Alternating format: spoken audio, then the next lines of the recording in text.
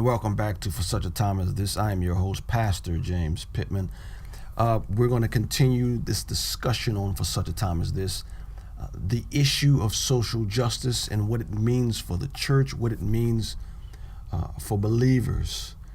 And so I want to listen to this clip from Al Mohler. He posted this on the Theology Forum back in September 15th of last year.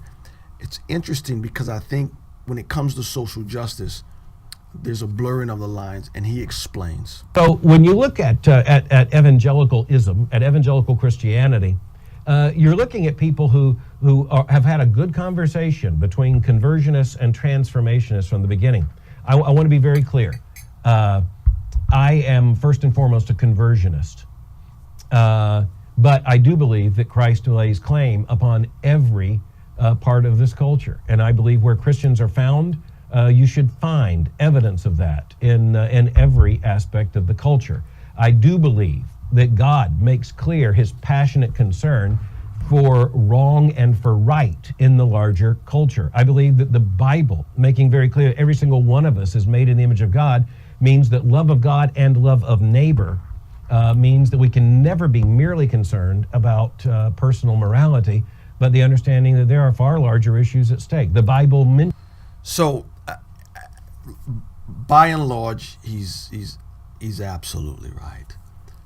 And he ended with, as a believer, we can't be merely concerned with personal holiness, although that's a key, and we should be concerned with personal holiness. But we should be salt and light and look for things outside of our comfort zone. And we should look for the widows and the orphans, visit the widows and the orphans. We should speak up for the oppressed. But the question is when it comes to the social justice issue, the question is, how does that pertain to the gospel, one? And two,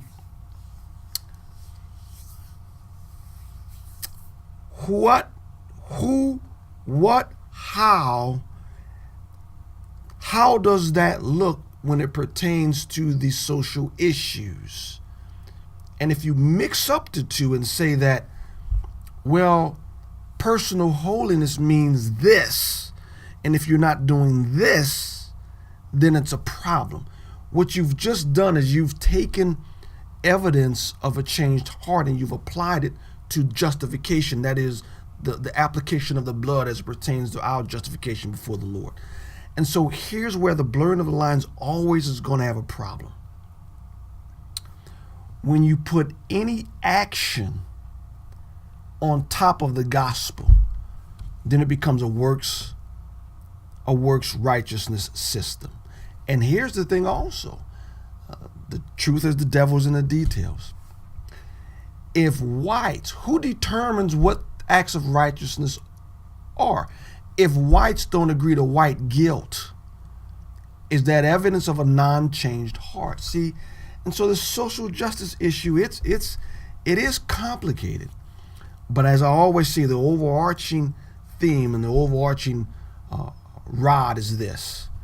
At the center of my message, it must always be, the primary goal must always be, first and foremost, reconciliation between man and God. If someone is preaching and that's not in their train of thought, repentance, submission to God, obedience, then what you're going to get is a utopia in which men are going to try to reconcile men without first being reconciled with God. I am your host, Pastor James Pittman, and this is For Such a Time as This.